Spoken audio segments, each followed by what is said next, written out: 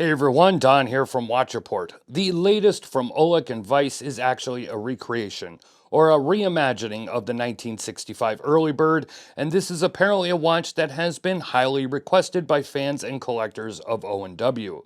The Early Bird is a 24-hour watch, a 24-hour military watch.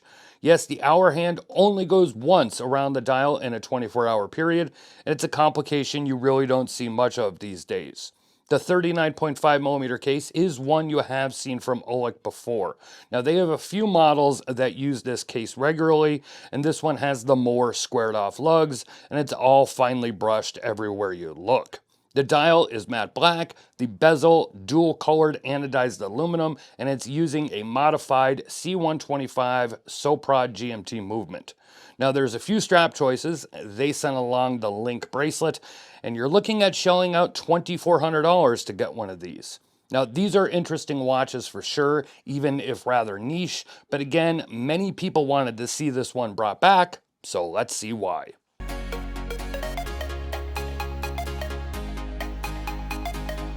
I'm going to go right ahead and get into what I think many want to know, and that's how do I tell time on this O&W Early Bird.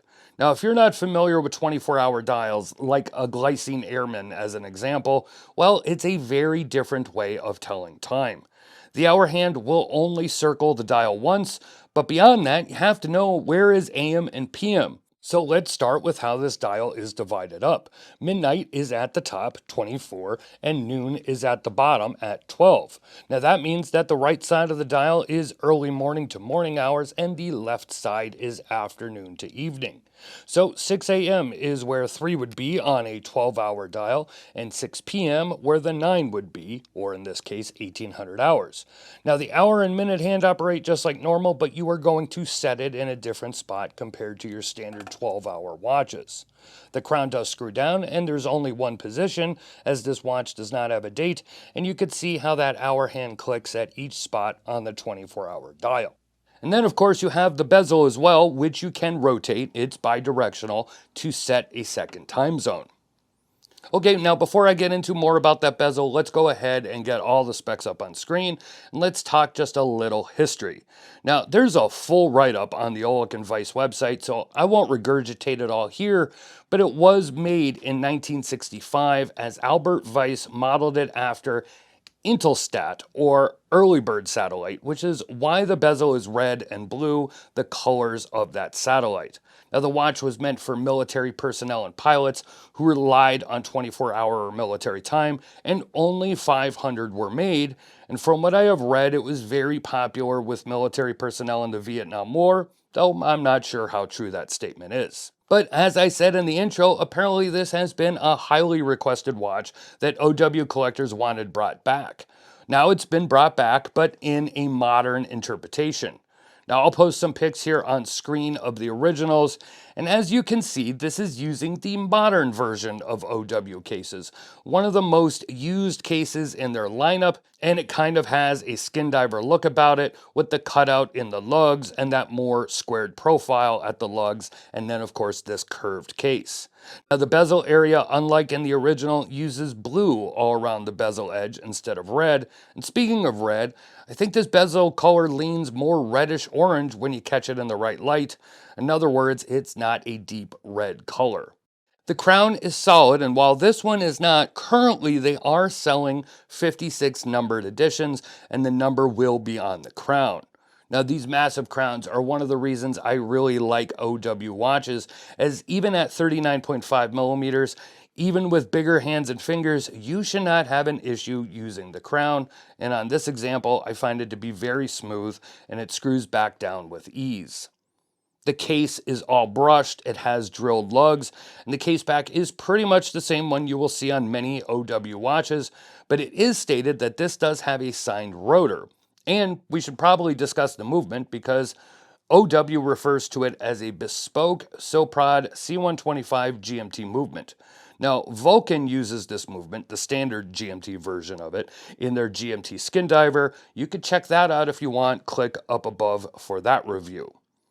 It has been modified to work with the 24-hour dial, and it has a 42-hour power reserve, and OW claims it's adjusted in 3 positions, and you're looking at an accuracy of -7 to +7 seconds a day. It also apparently has custom screws and the 1956 OW rotor.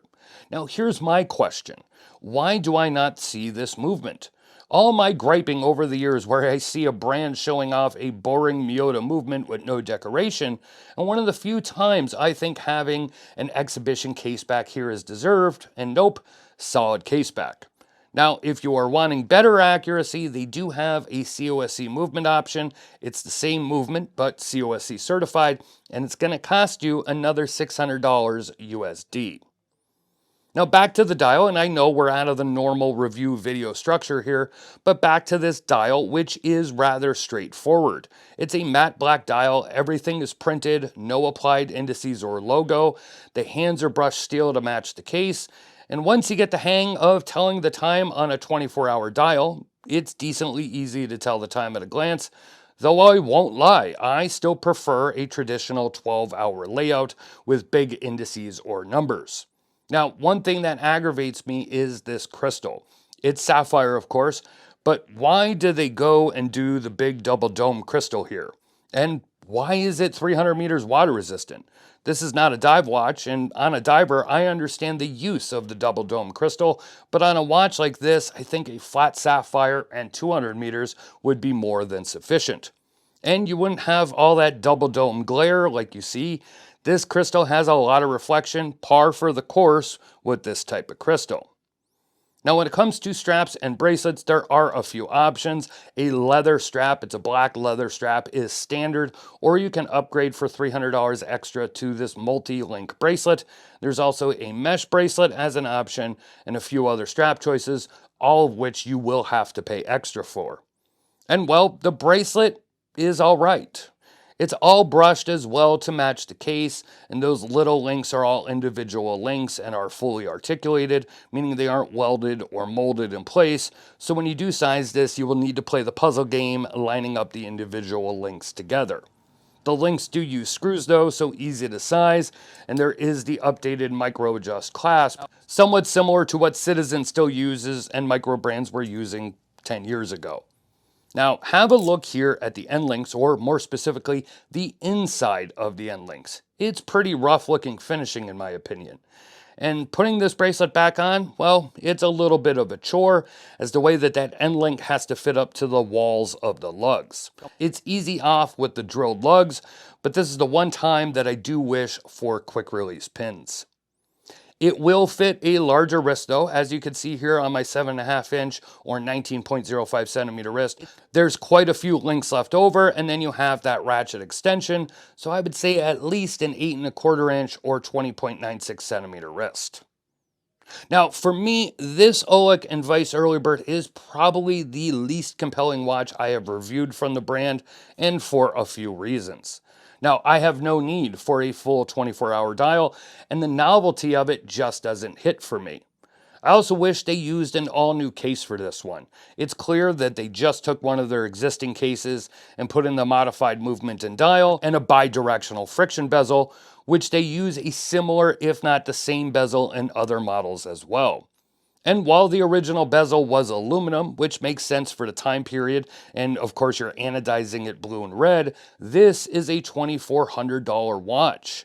Maybe they could have opted for titanium? Same with the bracelet. I'm not convinced that this was the best bracelet for this case, and while it does wear well, those inner end links are disappointing. Now, I'm fully aware I'm not the demographic for this watch either. I'm not in the military, nor am I a pilot, like I had to state either of those out loud, but this is just not a watch I would pick out of the back catalog of Ollech & Wajs.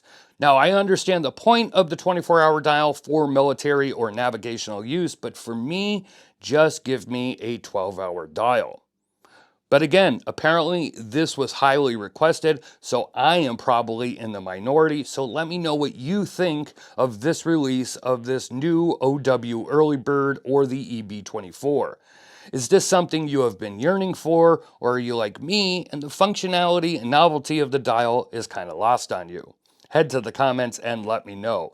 Please make sure to hit subscribe, like this video, and of course, leave a comment. We would love to see you over on our Instagram or Facebook as well. It's @WatchReport. Thanks for watching, and I will see you next time.